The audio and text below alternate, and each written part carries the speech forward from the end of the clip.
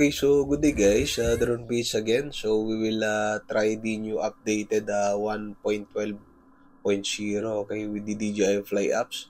So these apps support the Mavic 4 Pro, okay, coming out already. So we will try and check in our Mini 2 if have any issues, and we will think if I will upgrade or you will upgrade in our Mini 2, okay? So let's check the range guys and check on the ground, okay?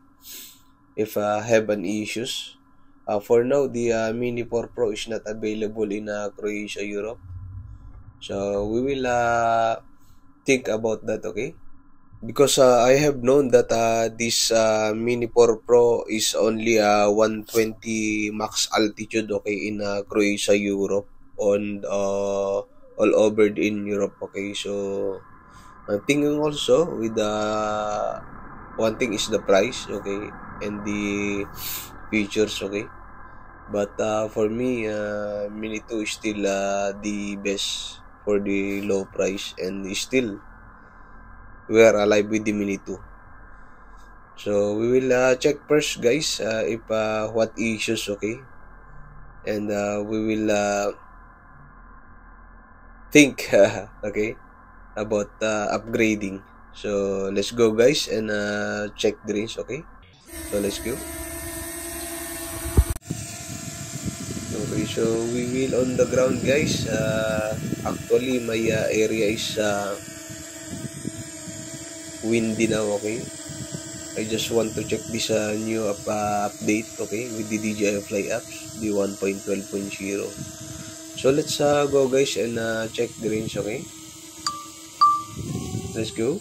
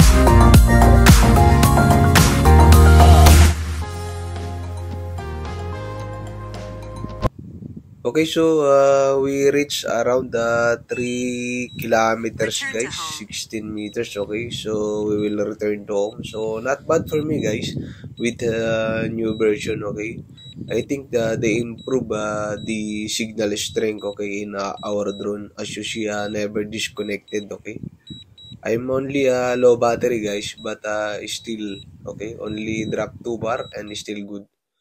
So that's only, guys, my review with this new version. Overall, it's good for me, this new version, guys. I think some of our Minito users, Minitry, upgraded with this new version, and I think it's not bad, okay? So that's only my quick review, guys. We will check if we upgrade, okay? Because I focus with the FPV before. So I consume a lot of money also in my FPV, but I'm happy with my FPV build, okay?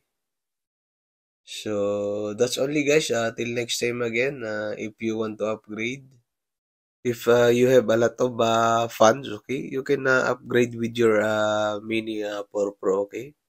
So that's only my review, guys, with the new updated. So overall, I don't see nothing issues, okay? So 100% good. So till next time again, guys, with my FPV rip, okay? So we will fly longer than expected because our friend want to longer flight with the quad, okay? So till next time, bye bye and good day to all. Happy flying!